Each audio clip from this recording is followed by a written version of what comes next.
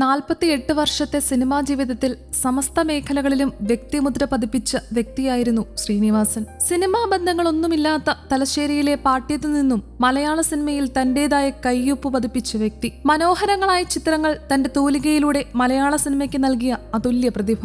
അഭിനേതാവ് എന്ന നിലയിലും പ്രേക്ഷകർക്കിടയിൽ പ്രിയങ്കരനായ നടൻ.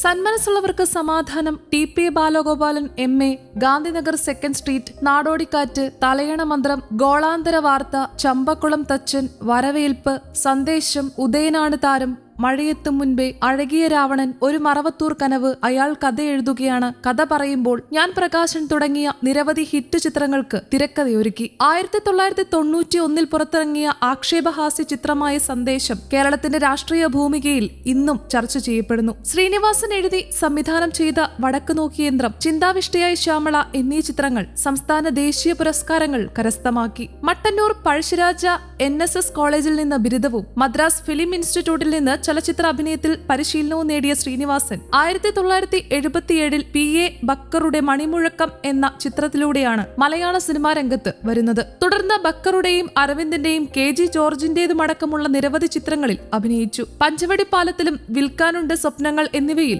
ശ്രദ്ധേയ വേഷങ്ങൾ ചെയ്ത അദ്ദേഹം തിരക്കഥാ രചനയിലേക്കും കടന്നു. പൂച്ചയ്ക്കൊരു മൂക്കുത്തിയാണ് ആദ്യ തിരക്കഥ. പ്രിയദർശനുമായി ചേർന്ന് ഹാസ്യത്തിന് മുൻതൂക്കം നൽകി ഒരുക്കിയ ചിത്രങ്ങളിലൂടെ അദ്ദേഹം സിനിമാ ലോകത്ത് സ്വന്തം സ്ഥാനം ഉറപ്പിച്ചു.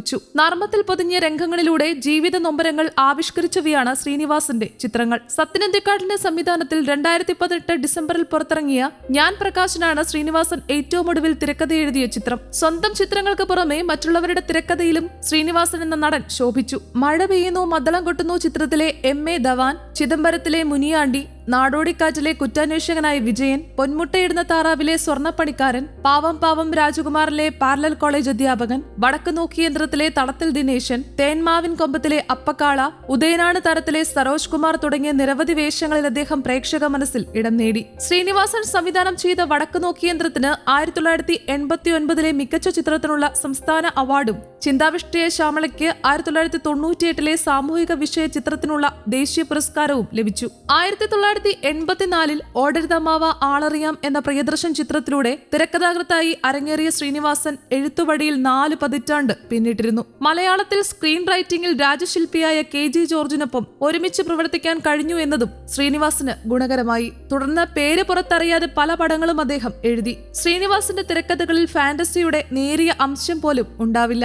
ജീവിതത്തിൽ നിന്ന് ചീന്തിയെടുത്ത ചോര തുടിക്കുന്ന ഏടുകളാണ് അദ്ദേഹത്തിന്റെ ഓരോ രചനയും. സത്യനന്ദിക്കാടുമായി ചേർന്ന് ചെയ്ത സിനിമകളിലാണ് ഈ റിയലിസ്റ്റിക് സമീപനം അതിന്റെ മൂർത്തിഭാവത്തിലെത്തുന്നതെങ്കിലും പ്രിയദർശൻ സംവിധാനം ചെയ്ത വെള്ളാനകളുടെ നാട്, മിഥുനം, കമലുമായി ചേർന്നൊരുക്കിയ പാവം പാവം രാജകുമാരിലും ശ്രീനിവാസൻ സ്വയം സംവിധാനം ചെയ്ത പടങ്ങളിലുമെല്ലാം സവിശേഷമായ ഈ ശ്രീനി ടച്ച് തുടിച്ചു നിന്നു. നർമ്മവും കുടുംബ ബന്ധങ്ങളും ഉപരിതലാഖ്യാനത്തിൽ നിലനിർത്തിക്കൊണ്ട് മാനുഷിക പ്രതിസന്ധികളുടെ ആഴം നിർണ്ണയിക്കുന്ന സാമൂഹ്യ പ്രതിബദ്ധതയുള്ള സിനിമകൾ ഒരുക്കിയ കഥാകൃത്താണ് ശ്രീനിവാസൻ. സ്വയം തോൽപ്പിച്ച ഒരു കലാകാരനായിരുന്നു. ഇടത്തരക്കാരന്റെ ജീവിതം ഏറ്റവും ശക്തവും സുന്ദരവും ഫലപ്രദവും കലാത്മകവുമായി വരച്ചുകാട്ടിയ ചലച്ചിത്രകാരൻ. ശ്രീനിവാസന്റെ സിനിമകളിൽ ജീവിതം ദുരന്തപൂർണമോ നിരാശകരമോ അല്ല.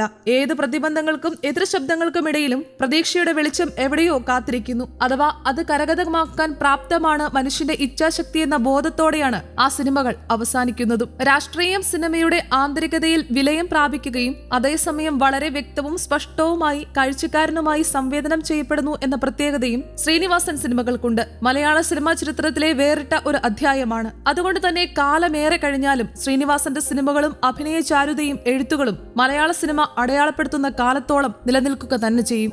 News desk, Kerala Kaumudi.